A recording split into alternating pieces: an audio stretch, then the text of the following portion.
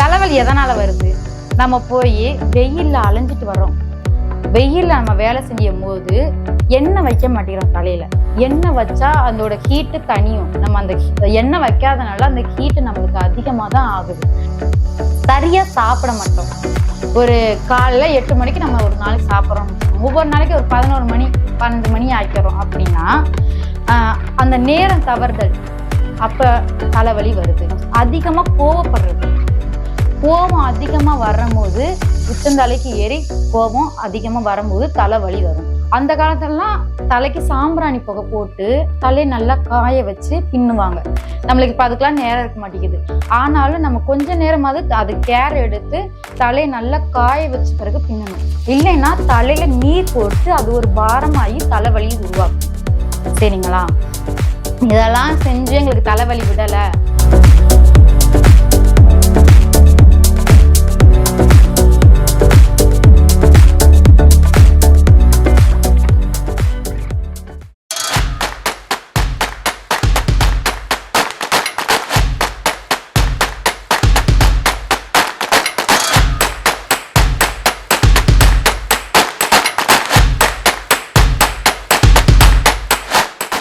வணக்கம் நேயர்களே, நான் உங்கள் இயற்கை வாழ்வியல் ஆலோசகர் ஹேமா.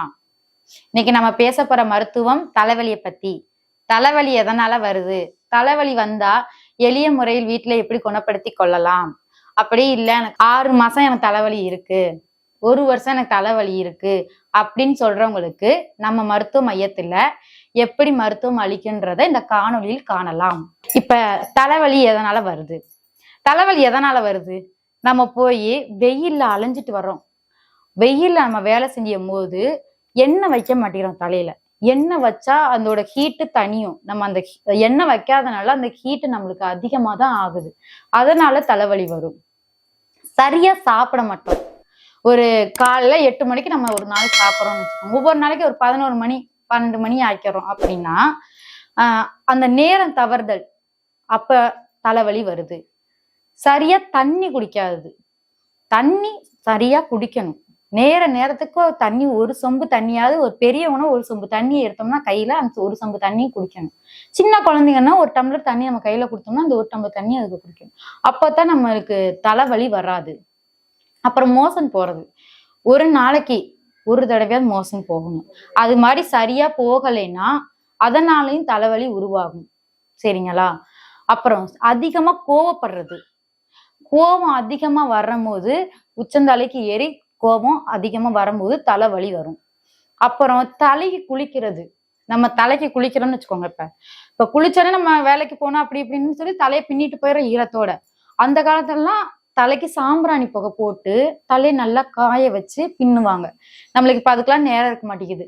ஆனாலும் நம்ம கொஞ்ச நேரமாவது அது கேர் எடுத்து தலையை நல்லா காய வச்ச பிறகு பின்னணும். இல்லைன்னா தலையில நீர் கோர்த்து அது ஒரு பாரமாகி தலைவலி உருவாக்கும்.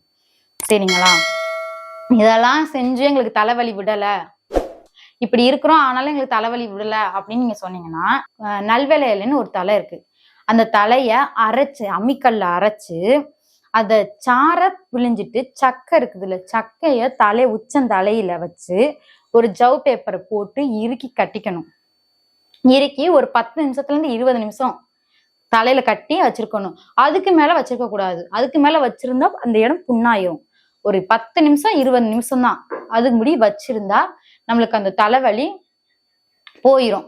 அது அப்படியே வச்சு எங்களுக்கு சரியாகல, எங்களுக்கு இந்த தலைவலியில இருந்து எங்களுக்கு விடுதலை வரும், எங்களால முடியலை, எங்களுக்கு இந்த தலைவலி இருக்கக்கூடாது அப்படின்னு நீங்க நினைச்சீங்கன்னா நம்ம மருத்துவ மையத்துல அதுக்கான மருத்துவம், வெளிப்புற மருத்துவம் 3 நாள்ல இருந்து 5 நாளைக்கு தருவோம். அது இல்லாம 1 மாசத்து மருந்து தருவோம். அதை நீங்க சாப்பிடும் போது அந்த தலைவலியில இருந்து முழுமையா நீங்க வெளியே வரலாம். முழுமையா நீங்க வெளியே வந்துடலாம். தலைவலின்றது உங்களுக்கு ஒரு தொல்லையா இருக்காது. இது போன்ற நல்ல பதிவுகளுடன் உங்களை சந்திக்கும் வரை, இந்த பதிவு உங்களுக்கு பிடிச்சிருந்தா லைக் பண்ணுங்க, ஷேர் பண்ணுங்க. நன்றி.